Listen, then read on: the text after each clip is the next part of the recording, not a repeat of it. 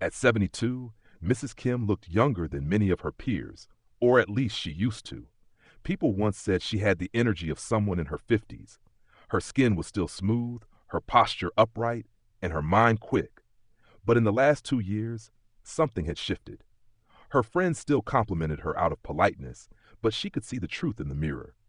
Her face looked more tired. Her back ached more often. She'd lost interest in walking to the park. She blamed it on age, but deep down, she wondered, what changed? She hadn't fallen sick. Her blood tests were fine. Yet something in her was declining faster than expected.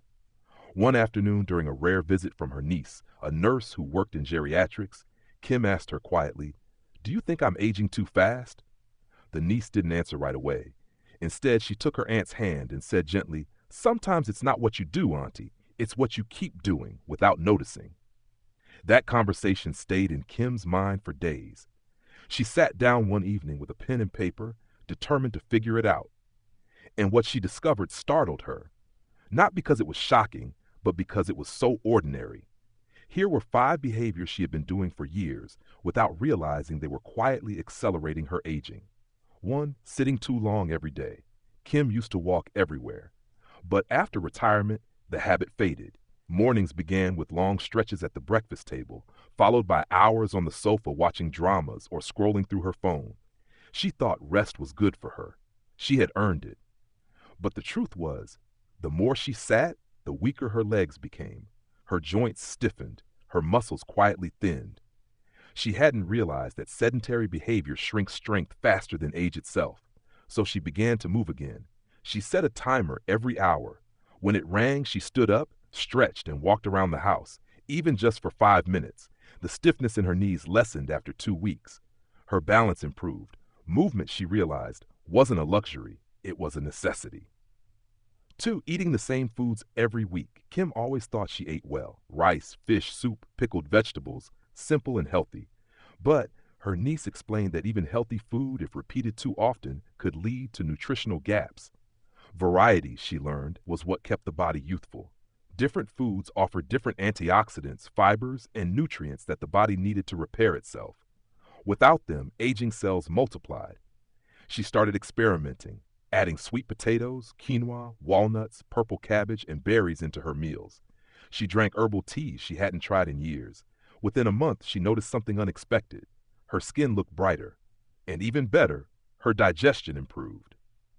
3, bottling up stress instead of talking it out. Kim had always been the composed one. When her husband passed away, she cried only once. When her son lost his job, she told him to stay strong, then quietly worried herself sick. She never wanted to burden anyone with her problems. But stress, left unspoken, became tension in her body. It disrupted her sleep, her jaw clenched, her chest felt heavy, and her face grew tired, not from years, but from unexpressed emotions. One night, she picked up the phone and called her old friend Lan. They hadn't talked deeply in years. She poured out everything she had been holding. They cried. Then they laughed. The next morning, she felt lighter than she had in months. Now she journaled every morning and allowed herself to speak honestly, even if just to herself. Emotional release, she realized, wasn't weakness. It was medicine. Sleeping at the wrong hours. Kim always went to bed late. Midnight dramas, evening tea, late phone calls. She told herself it didn't matter as long as she got enough hours. But her body disagreed. Her sleep became shallow, her memory blurred. Her face showed fatigue even after 9 hours in bed. Her niece explained the science, how the body repairs itself most effectively between 10 p.m. and 2 a.m., and how late-night light disrupts hormones that keep the brain sharp. So she shifted her bedtime to 9:30. At first it felt awkward, but soon her dreams returned. She woke up more alert. Her eyes looked brighter. Sleep, she realized, wasn't just about rest. It was a reset button for her body and mind. Isolating herself, even when she didn't mean to. After her husband died and her children moved out, Kim told herself she liked the quiet, but slowly visits became fewer. She stopped initiating calls, assuming others would reach out. She didn't feel lonely, not exactly, but days passed with very few real conversations, and in that silence, she felt her thoughts growing dull, her voice losing energy. Social connection, her niece reminded her, was as important to longevity as diet and exercise. The brain needed laughter, the heart needed warmth. Even casual chats gave the body a reason to stay vibrant. So Kim made a new rule, at least one real conversation every day. A neighbor, a cousin, a friend at the temple, and slowly her voice became stronger. Her days felt fuller.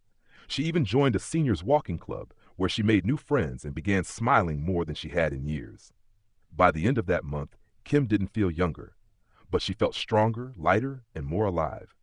The truth she realized was simple. Aging wasn't about numbers, it was about habits. And some of the smallest, most harmless behaviors had been aging her quietly, day by day. Now she chose better.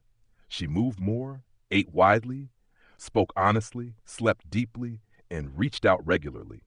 And as she stood in the mirror brushing her silver hair, she smiled. Not because she looked younger, but because she finally felt like herself again.